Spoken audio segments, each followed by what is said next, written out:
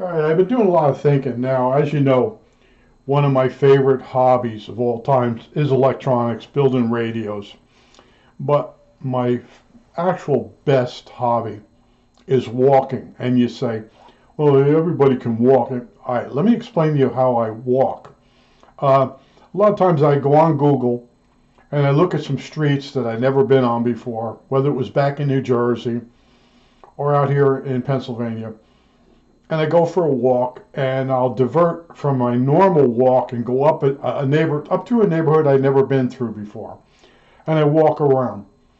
And sometimes I make eye contact with someone my age, and we just start talking. Okay, that's the number one of the best parts of the walk is bumping into someone the same age as you and some of the same likes as you. You're never going to meet a person that's exactly like you. And you touch base and you talk about your life and different things, what's going on in their neighborhood, your neighborhood, new stores that are opening up, a store that used to be in the area, a history that you didn't know about the area. Okay? Now, when you go walking, you're going to have days that it's perfect weather. Okay? And there's days where it's going to be windy or hot or too cold, and you got to really push yourself. But the part of the walk that's the best is when you bump into somebody. Now, in my case, I was walking really long periods of time here in Lancaster. I'd go out anywhere from 6 to 8 hours, and I'd walk. And then I started walking with that neighbor friend of mine, the one that died, and he started changing my walks into his walk. And he wasn't really walking for his health because he was becoming diabetic because he wasn't eating right. He had high blood pressure. But he would walk real fast for about a mile. And he'd get into that problem with basically, how far are we walking today? How far did we just walk? That doesn't matter. When you go walking, number one, you don't worry about how far you're walking. You're walking until you feel relaxed. You walk to someplace you haven't been before. And when you walk there, you get to see more because you don't have to worry about parking the car. Okay? And if it really goes well, you bump into someone that's very similar to yourself, that has hobbies, and will stand there and talk to you. Okay? And when you walk with somebody else, in my case, my walk always became their walk. And they would be very picky on what the person would talk about, or they'd want to go, or they want to. Now I have a habit. I look like I'm homeless, but I can walk up to some people and they see right through that I am not shaven, that my clothes are tattered, that my shoes have cuts in them, and they just see through it and they start talking to me as though I'm dressed normally. And they will tell me when I talk to them other times, they'll say, when I first met you, you didn't seem like you were going to be like you are. And I said, well, it's sort of a disguise. It's sort of a filtering mechanism I like to use. When you meet someone that's really smart, they judge you on what you say. Okay, now when I was walking with that guy, most of that went out the window. I'd go for a walk and I'd incorporate a neighborhood yard sale. And these neighborhoods, I know the people in the neighborhoods from going to the yard sales year after year. So he would go with me. Oh, it's too windy. He'd cry like a little girl. And then he'd get mad. He wouldn't talk to me. He wanted to go back. Okay, so that was the mistake I made. Okay, my number one hobby is electronics. And right up there is going for long walks. And when you let someone else go with you, they're not going to enhance the walk. Trust me on this. Okay, and different people that you meet. Basically, you'll get the people that want to preach Jesus to you. You got to go. You got to politely wait till they start that, and then a few minutes into it, you divert what they're saying, and then you got to go. Okay? What you want to meet is someone that's going to tell you about a new store, a hobby. Maybe they know this other person you might want to meet. That's who you want to bump into. Okay? You don't want someone that's looking to save your soul and wants you to go to their church. All right? And I used to go out for 6 to 8 hours, and I met all these different kinds of people. I'd stop and get a sandwich on the way back. And then I started walking with someone else. He walked real fast. I got all kinds of calluses and blisters on my feet. I could barely walk. And then finally I said to him, I said, I've told you 100 times to slow down. Well, this is the way I walk. Well, this is the way you walk. I don't walk like that. And we're parting ways. I basically told him. I also told him to go to the doctor when he started coughing up stuff, and he didn't. Well, he's dead. Okay? I realized that I can't help people, and I don't want to be selfish, but walking is one of my things. It's like electronics. I really enjoy it. Now, you take walking, you incorporate going into a new area that with your car, you'd have to stop and then park somewhere. And out here, there's neighborhoods that have walking trails through them. Now, in order to go on that walking trail, you'd have to take your car, and where are you going to park? You're not allowed to park in certain areas, okay? By walking there, now you can walk the walking trail. And the other thing, too, is that you can stop at a place and get a sandwich on the way back. You call all the shots when you're walking. And I know you say, well, walking, it is and isn't work, okay? It's very relaxing. Oh, and as you're walking, you should be planning your life, your next day, your next month, what you want to buy, what you want to sell, what you want to throw out. And when you walk, you create endorphins and dopamine in your brain. And it becomes addictive to go out and walk. You get like rockets in your sockets. Like today, I probably could go out for a short walk, but we had that cyclone bomb come through. The wind chill factor this morning was 10 degrees. But I went out and I walked to the dollar store, and I walked back. And there's cars going by beeping and waving to me because everybody around here knows I'm the guy that cleans the neighborhood up. So I met people that way. But when I go for a walk, I like to go out into a new area and meet newer people. And man, the best day to walk is you go out for a little walk and you come out around and down through a neighborhood yard sale. And then in my case, I know the people, I know the ones that are friendly, the ones that are going to tell me about stuff they found out since last year. And the guy I was walking with didn't like any of that. There's a woman that sells me hats, baseball hat caps, and that type of hat cap. He wouldn't even go over near her, okay? But the really good-looking women, we would stop. They know me, and then he would make some comment to them. And you'd see them give me that look, like, "Where'd you get this guy from?" And that's the problem. You know, they judge you a certain way, and then your company that you keep. And but walking is a hobby. Now, what you could do, you have a car. I don't have a car. You go on Google, and there are many different places to go walking. And you drive your car there, and you get out, and you go for a walk. And you might want to take your iPod or your music system with you. You might want to, if you have a fishing license, take your fishing license with you. Go for a walk, come back, get the fishing pole out, do some fishing. Okay? But with the walking, you're taking the car. In my case, you try to plan a place on the way back to get your lunch. And then you might even, like I used to do, I knew a place, I'd go get my lunch, I'd do my walk, I'd go get my lunch, I'd stop at one of the parks, and I'd sit and eat my lunch out in the park, rather than go home and sit in a cubicle or a square room and eat my lunch. I could eat it outside. And sometimes people come by, they're walking their dog, and they stand there and talk to you while you're eating your lunch. You know, it's a different type of hobby. And you know, I tell them sometimes what I bought, and most of them don't know what eBay is, and they've heard of it, but they're not on it. Some of the things you can talk about is just different, but I avoid a religion because they're always trying to change me. I was raised Episcopal. The people here don't know what Episcopal is. If you don't, look it up. It's English Catholic. We went to war with England, so we renamed Anglican Church Episcopal.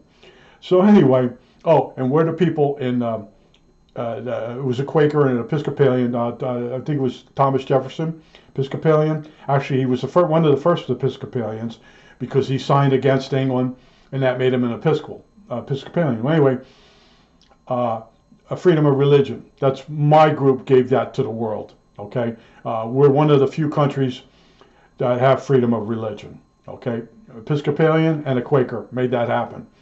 And that's what I tell them when they don't know what there are 100 different types of born again Christians here that I walk around. And a lot of the really good looking women that'll talk to me, even though I'm scruffy as hell, is because their marriage isn't going that well. And their husbands basically don't talk to them anymore. So I talk to them. And I told you, in New Jersey, I walked with a girl every single day, before she was pregnant, while she was pregnant, and after she had the baby.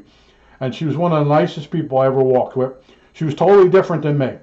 She was very superficial, self-absorbed, but when she walked with me, she was a totally different person.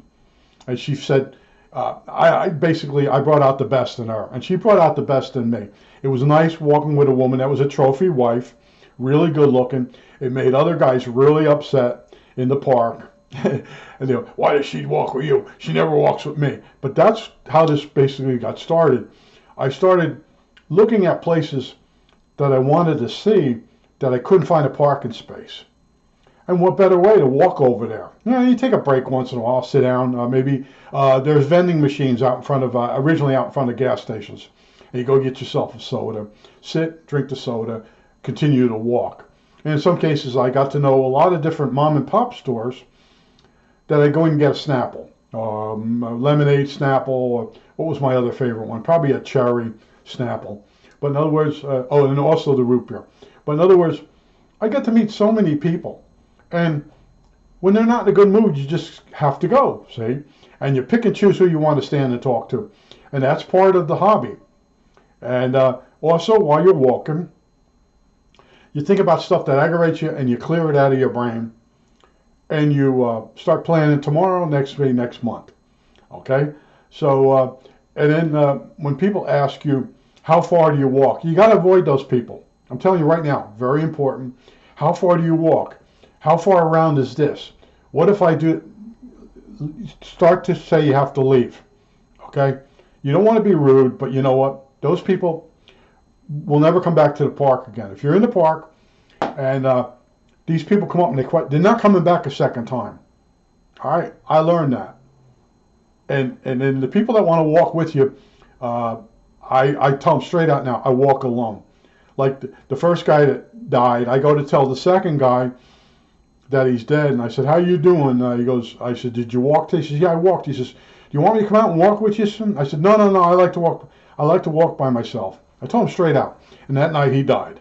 So, you know, that would have been a bitch if I would have took him walking and then he would have died at that moment. But anyway, walking is a hobby, but you have to define it. Okay? In your case, if you're married, you take your wife, forget it. Okay? Just forget it.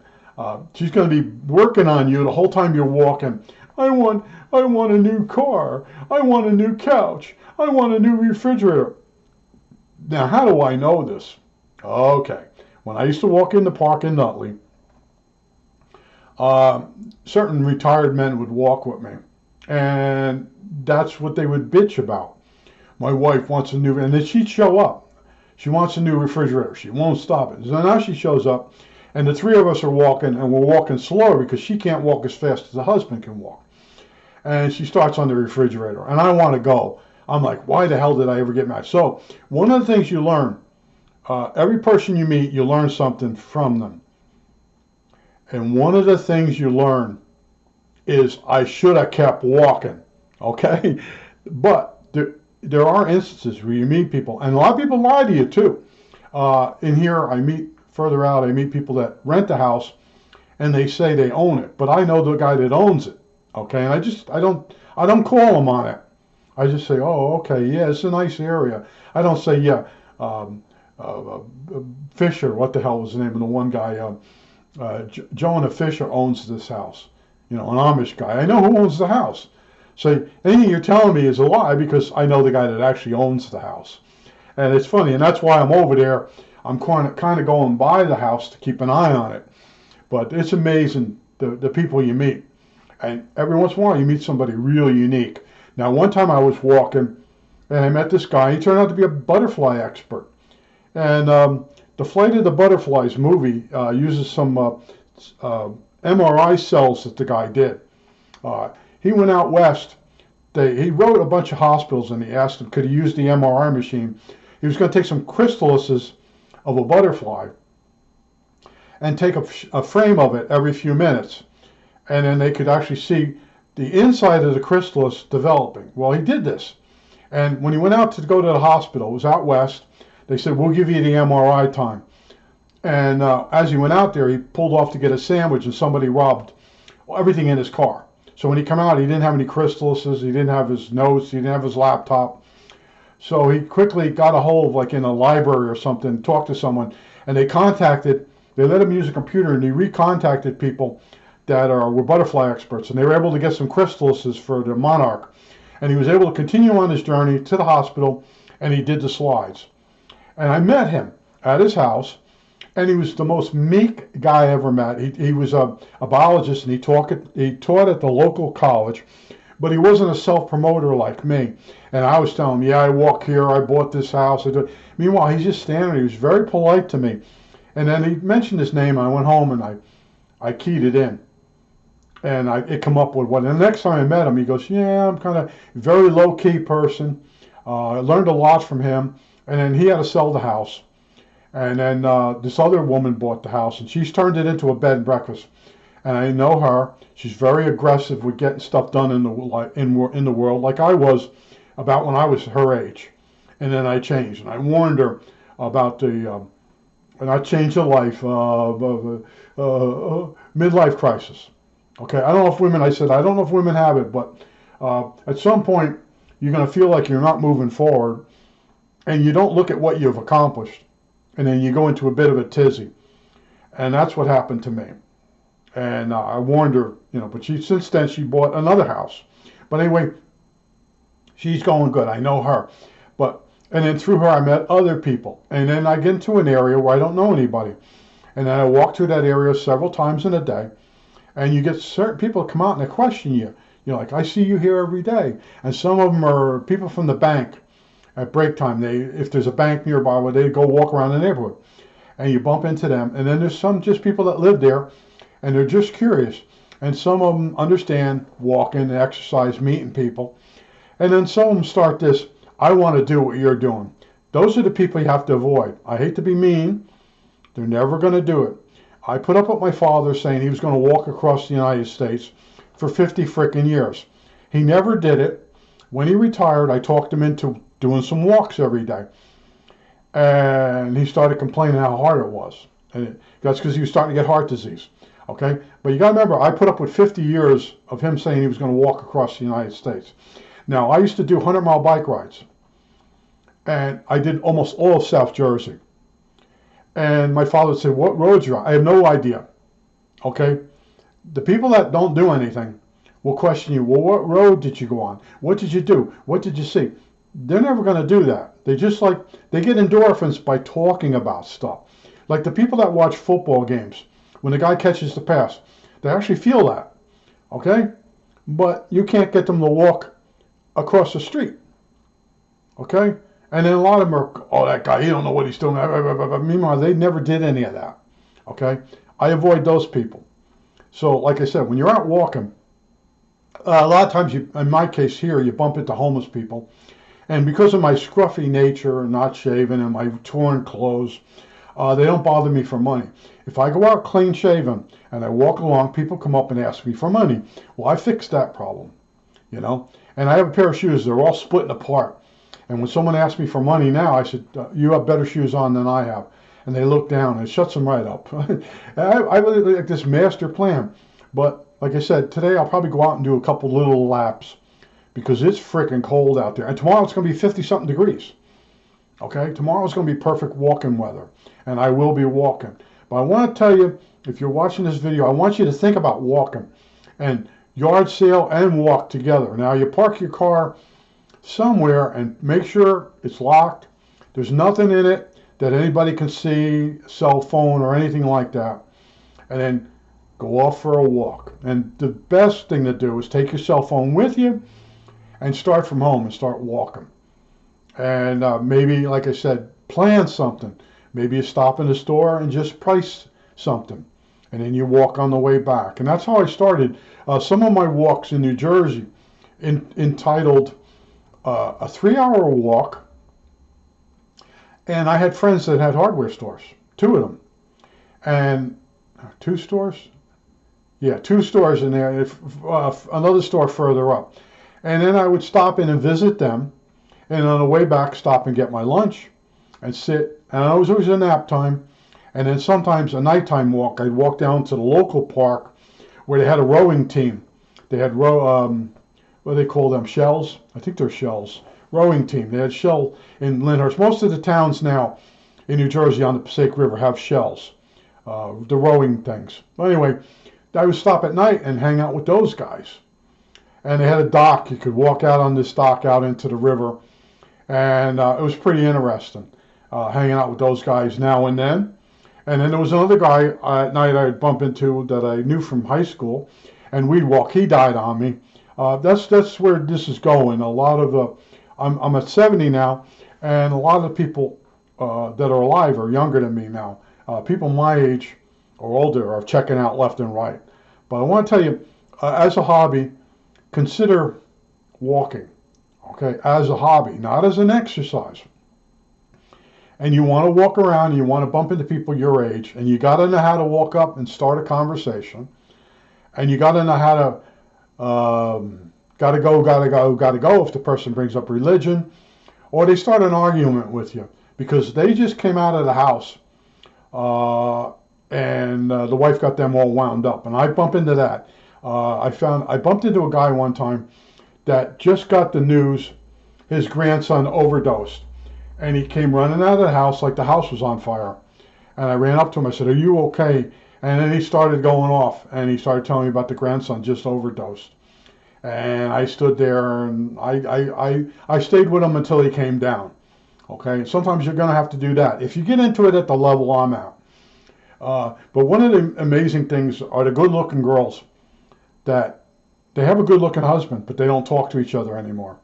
And you'll bump into the one of them, and you're like, why is this girl even talking to me? You know, she doesn't see that you look homeless. She don't see the rips and tears in your clothes. What she sees is someone that's willing to listen to her. And, you know, if she calls her mother or father up, she's going to get those I can't think of the word for it, cut and paste sentences. You know, like, you'll work it out. You know, I'm listening to what she's saying, and let her vent, and then I'll just like say, "Do you think it's over with?" Blah blah blah. And there was one girl I used to talk to all the time, and one day I come by and I was talking to her, and she says, "I'm waiting to give them the keys." I said, "Who are the keys? What?" She says, "I'm leaving." She says, "We split up." I said, and they to me they were the perfect couple. And then I met her one more time. She's in another area now, and I bump into her. But she said to me, you don't know what goes on behind closed doors. And you learn. And it actually puts it into your head in such a way that you actually learn the lesson without having the experience lessons. You're looking at a husband and wife, and you think they're happily married, and they got a daughter. It seems to be. And then you walk away, you're like, boy, I wish I would have got married. And then 6 months later, you're walking through a neighborhood and you hear somebody calling your name, and you look up and you see this good-looking girl calling your name, and you can't place her. And I walked over to her, and I almost remembered her name. I screwed it up. But she says, "You used to stop and talk to me. I really appreciate it." Think about this. Someone's standing there telling you, "I appreciate the fact you used to stop and talk to me."